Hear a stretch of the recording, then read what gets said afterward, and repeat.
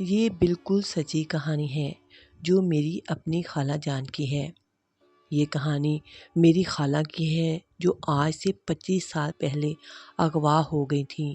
اس کہانی کو پڑھ کر آپ سوچیں گے کہ انسان پر انسانوں کے ہاتھوں کیسے کیسے ستم ڈھائے جاتے ہیں اور کتنی عورتیں صرف انسانی خود غرضی کی بھیڑ چڑھ جاتی ہیں۔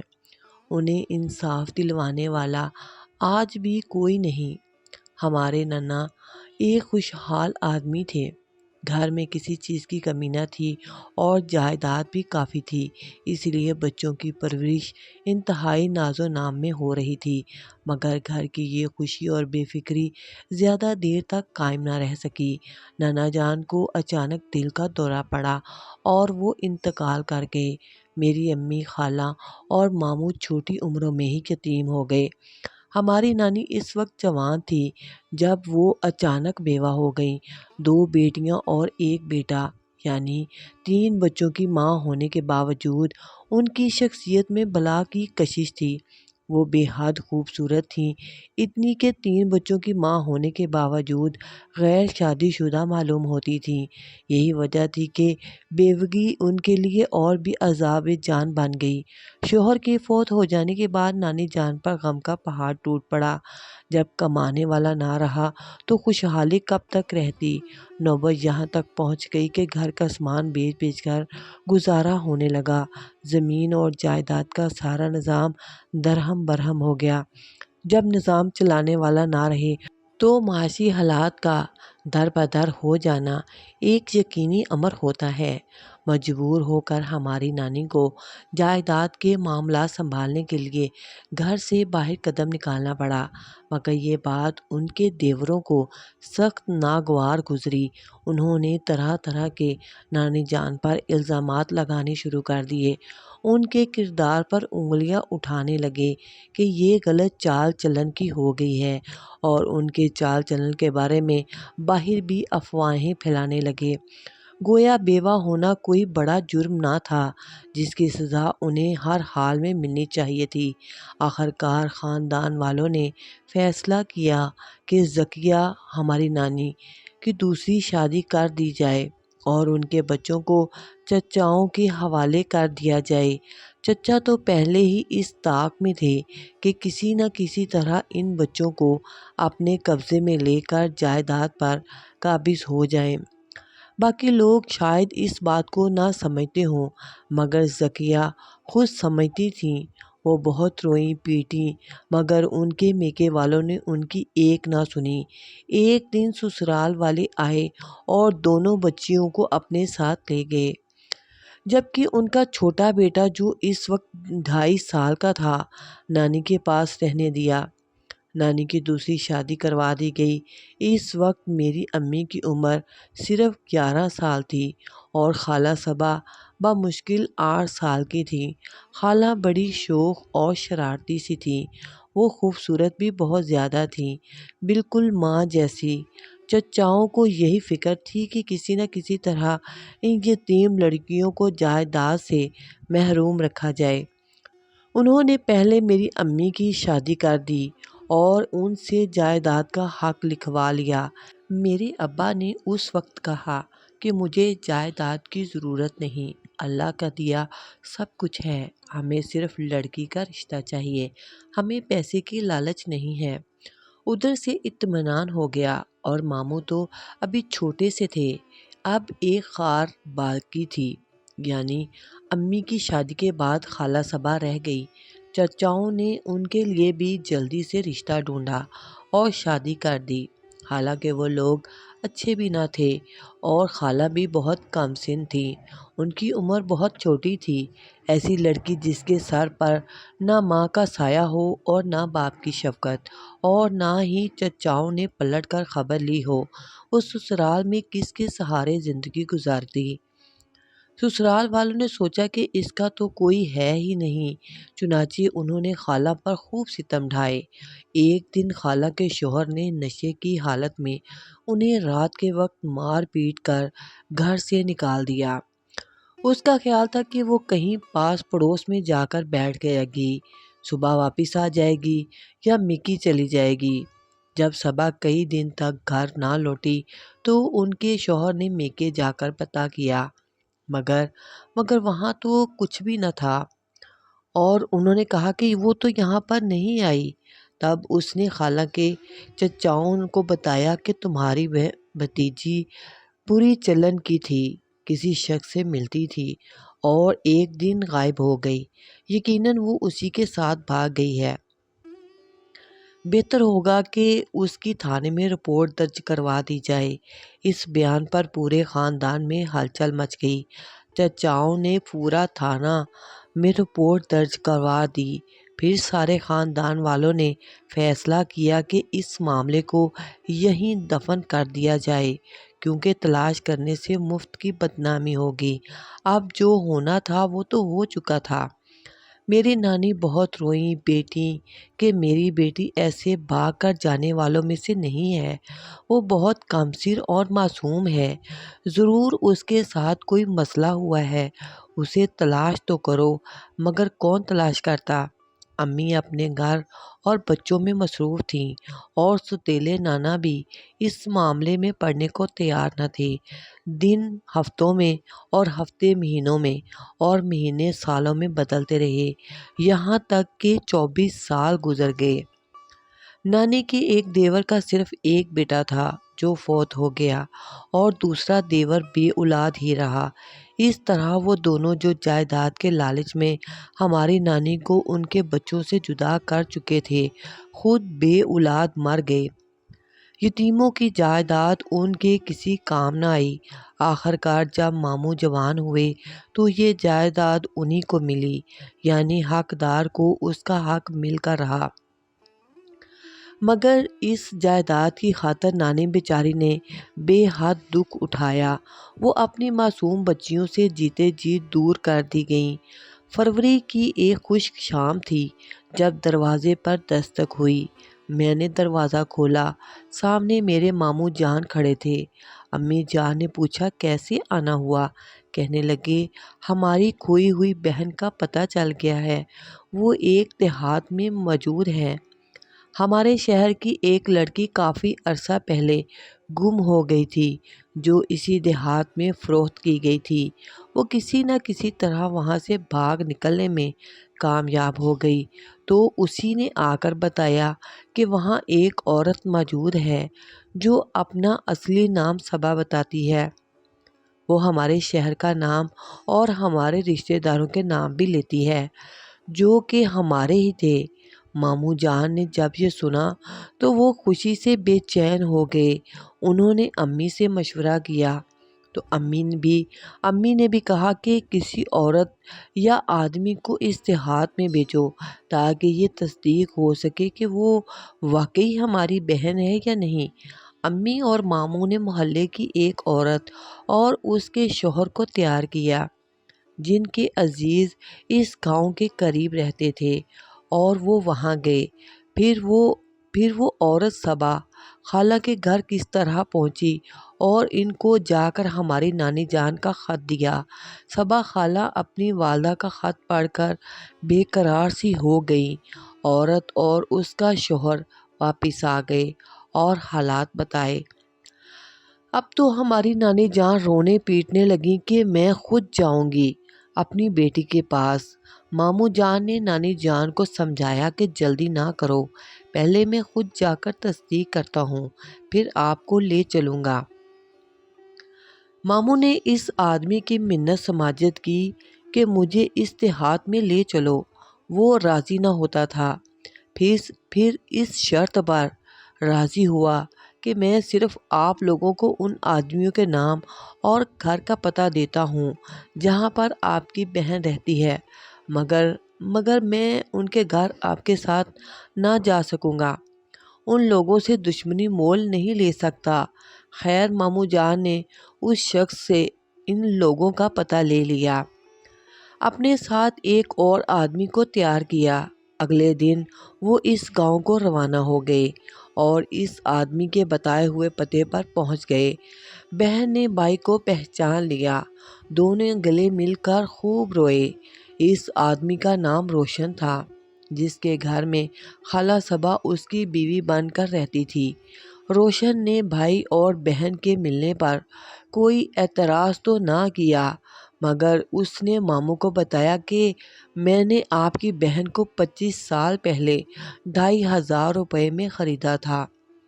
اس زمانے میں 2500 رقم کافی بڑی تھی، جو کہ اس نے وہاں پر دے کر خالہ کو خریدا تھا۔ اب خالہ صبا کے اس آدمی سے 2 بیٹے تھے اور 1 بیٹی۔ بڑا بیٹا شادی شدہ تھا، بیٹی سب سے چھوٹی تھی۔ ان لوگوں نے ماموں کی آؤ بھگت کی، بلکہ خالہ سے ملنے کے لیے آنے والوں پر کوئی اعتراض بھی نہ کیا۔ لیکن انہوں نے خالہ جان کو ماموں کے ساتھ میکے بھیجنے سے منع کر دیا۔ وہ کہتے تھے جس کو ملنا ہو بے شک ہمارے گھر آ جائے، مگر ہم اپنی عورت کو جانے نہیں دیں گے، یا پھر اپنی کوئی عورت آپ لوگ اس کے بدلے میں ہمارے پاس امانت چھوڑ جاؤ، یہ اپنے رشتہ داروں سے مل کر واپس آ جائے گی، تو پھر تم لوگ بھی اس کے بدلے میں چھوڑی ہوئی عورت کو آ کر ہم سے لے جانا۔ یہ ان کی شرط تھی، غرض یہ کہ وہاں سے خالہ کو لے کر آنا خطرے سے خالی نہ تھا۔ ماموں جان نے پولیس کی مدد حاصل کرنی چاہی تو بھی خاندان والوں نے ساتھ نہ دیا، اور صاف صاف کہہ دیا کہ ہم پہلے تمہاری وجہ سے کیا کم بے عزت ہوئے ہیں، جو اب رہی صحیح کسر پوری کرنی چاہتے ہو، ہمیں پولیس کی خواریاں نہیں بھگتنی۔ ماموں جان بغیر خالہ کو لیے گھر واپس آ گئے۔ نانی جان کو آ کر حال بتایا تو وہ تڑپنے لگیں کہ میں ہر صورت میں صبا کے پاس جاؤں گی، چاہے کچھ بھی ہو جائے۔ انہیں بار بار غش آنے لگے اور وہ بیمار ہو گئیں، ان کی حالت دیکھی نہ جاتی تھی۔ لہٰذا یہ فیصلہ ہوا کہ امی جان، نانی اور ماموں دوبارہ گاؤں جائیں گے اور ان لوگوں کو اعتماد میں لینے کی پوری کوشش کریں گے۔ اگر وہ لوگ خالہ صبا کو تھوڑے دنوں کے لیے ساتھ بھیجنے پر راضی ہو گئے تو ٹھیک، ورنہ جو اللہ کو منظور۔ ملاقات تو ہو جائے گی۔ امی، نانی جان اور ماموں پھر گاؤں روانہ ہو گئے۔ ہم نے یہ 4 دن اللہ اللہ کر کے کاٹے۔ 5ویں دن تقریباً 2 بجے دوپہر سب لوگ واپس آن پہنچے۔ ہماری جان میں جان آئی۔ میں نے پہلی بار اپنی گم شدہ خالہ کو دیکھا، ساتھ ان کا بڑا بیٹا اختر اور لڑکی سکینہ بھی آئے تھے۔ خالہ تو امی جان سے کہیں زیادہ بڑی لگتی تھیں، چہرے پر جھریاں پڑ چکی تھیں اور غموں کی دھوپ نے ان کی آنکھوں کی چمک کو دھندلا دیا تھا۔ امی جان نے بتایا کہ وہ لوگ کسی طرح خالہ کو بھیجنے پر رضامند نہ تھے، مگر ان کے بڑے بیٹے نے ساتھ دیا کہ میں اپنی ماں کو لے جاتا ہوں اور میں ہی واپس لے آؤں گا، اس لیے وہ بھی ساتھ آیا ہے۔ خالہ کے گزرے وقت کی کہانی سب نے سنی اور سب ہی روتے رہے۔ بڑی ستم بھری داستان تھی۔ وہ ایک ایک ظلم کو یاد کر کے روتی اور کہتی تھیں کہ اب کبھی واپس نہ جاؤں گی۔ اپنوں کی شکلیں تک بھول گئی تھیں۔ برسوں پہلے جب پہلے شوہر نے نشے کی حالت میں رات کے وقت گھر کا دروازہ کھول کر باہر گلی میں دھکا دیا تھا تو خالہ بجان بیچاری ایک جاننے والے کے گھر رات کو پناہ لینے کی خاطر چلی گئی تھیں۔ اس عورت کا نام زبیدہ تھا۔ خالہ نے سوچا تھا کہ رات کو زبیدہ آپا کے پاس گزار لوں گی، صبح سوچوں گی کہ کیا کروں۔ خالہ نے بتایا جب میں زبیدہ خالہ کے گھر پہنچی اور اس کو ماں کہا تو اس نے گلے سے لگا لیا، بڑی تسلی دی اور خاطر تواضع بھی کی۔ کہنے لگی بے فکر ہو کر یہاں سو جاؤ، میں صبح ہی تم کو تمہارے میکے پہنچا دوں گی۔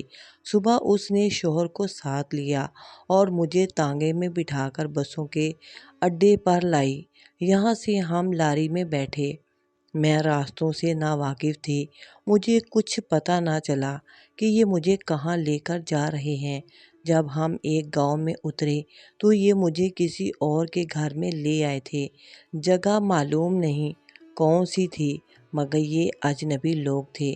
مجھے یہاں چھوڑ کر یہ دونوں میاں بیوی غائب ہو گئے۔ میں نے رونا شروع کر دیا تو ان لوگوں نے مجھ پر بہت سختی کی کہ چپ رہو اور پچھلی زندگی کو بھول جاؤ، کیونکہ ہم نے تم کو رقم دے کر خریدا ہے۔ پھر میرا نکاح زبردستی کر دیا گیا۔ میرا شوہر مجھے ایک دیہات میں لے آیا جہاں اس کے کچھ رشتہ دار پہلے سے رہتے تھے۔ یہ لوگ مجھ سے بہت محنت کرواتے تھے، مارتے بھی تھے، کھانا بھی کم دیتے تھے، کبھی رحم بھی نہیں کھاتے تھے۔ میں روتی رہتی تھی، کبھی چپ ہو جاتی تھی۔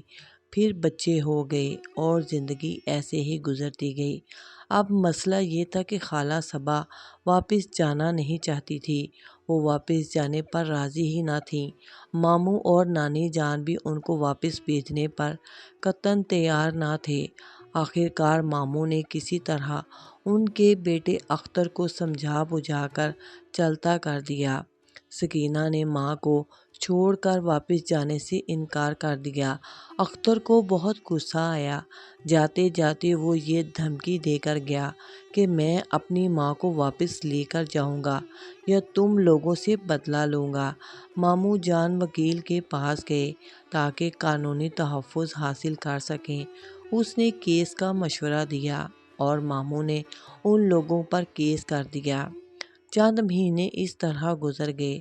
خالہ صبا کبھی نانی جان کے پاس رہتی، کبھی امی جان کے پاس، تو کبھی میرے ماموں اور ممانی کے گھر رہتی۔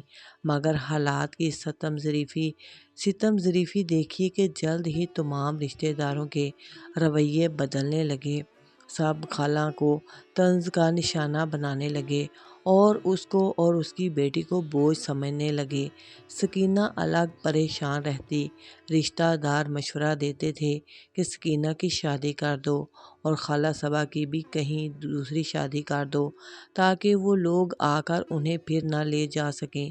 پہلے خاوند کے پاس گئے، وہ نشے میں اود مواں پڑا ہوا زندہ لاش بن چکا تھا۔ اس نے خالہ کے حالات میں دلچسپی نہ لی۔ امی جان اپنے معاملات میں الجھی ہوئی تھیں۔ ممانی بھی خالہ کی پرواہ کرنے پر تیار نہ تھیں۔ نانی جان بوڑھی ہو کر خود ایک ذمہ داری بن چکی تھیں۔ ان دو عورتوں کا بوجھ خاندان والوں پر بڑھ گیا۔ اب سبھی خالہ اور اس کی بیٹی کو بوجھ سمجھنے لگے۔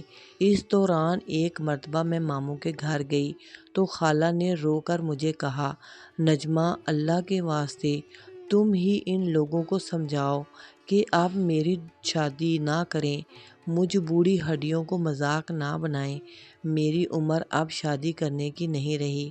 وہ رو رو کر کہتی تھیں کہ میں ساری زندگی ان لوگوں کی خدمت کر کے گزار لوں گی، مگر ان کو کہو میری شادی نہ کریں۔ ان کی باتیں سن کر مجھے بہت دکھ ہوا، مگر میں کیا کر سکتی تھی، صرف انہیں تسلی ہی دے سکتی تھی۔ میں نے کہا کہ خالہ جان آپ فکر نہ کریں، یہ لوگ آپ کے اپنے ہیں، کوئی دشمن تو نہیں ہے، یہ آپ کا بھلا ہی سوچیں گے، یہ لوگ وہی کریں گے جو آپ کے حق میں اچھا ہوگا۔ اس دوران خاندان میں مختلف رشتہ دار زیر بحث لائے جانے لگے۔ آخر کار ایک رشتہ پسند کر لیا گیا۔ اس آدمی کا نام منیر تھا۔ پہلی بیوی وفات پا چکی تھی اور اولاد بھی جوان تھی۔ گھر بار چلانے کے لیے ایک عورت کی ضرورت تھی۔ اس سے ماموں نے خالہ صبا کا نکاح پڑھوا دیا۔ اس نکاح کی تقریب میں ہماری امی جان نے بھی شرکت کی تھی۔ واپس آ کر امی جان نے بتایا کہ آدمی تو بس ٹھیک ہی لگتا ہے، اب آگے صبا کی قسمت۔ اب خالہ کی شادی کو سال ہو چکا ہے۔ ہم لوگ ابو ظبی آ چکے ہیں۔ خالہ کی بیٹی بھی ان کے ساتھ رہتی ہے۔ یہ دونوں ماں بیٹی نئے گھر میں کس حال میں ہیں اللہ ہی جانے، لیکن مجھے تو جب بھی خالہ جان کی زندگی یاد آتی ہے تو بڑا دل کرتا ہے، دل میں ایک خلش سی پیدا ہوتی ہے۔ سوچتی ہوں بعض عورتیں کتنی بد نصیب ہوتی ہیں جن کو عمر بھر چین سے جینا میسر نہیں آتا، جیسا کہ ہماری خالہ صبا ہیں، جن کی زندگی کے 25 سال انسانی خود غرضی کی بھینٹ چڑھ گئے۔ اس طرح کی بہت ہی اچھی اور پیاری کہانیوں کے لیے پلیز میرے چینل اریحا کہانیاں کو لائک کریں، سبسکرائب کریں اور بیل آئیکن کو آل پر پریس کر دیں۔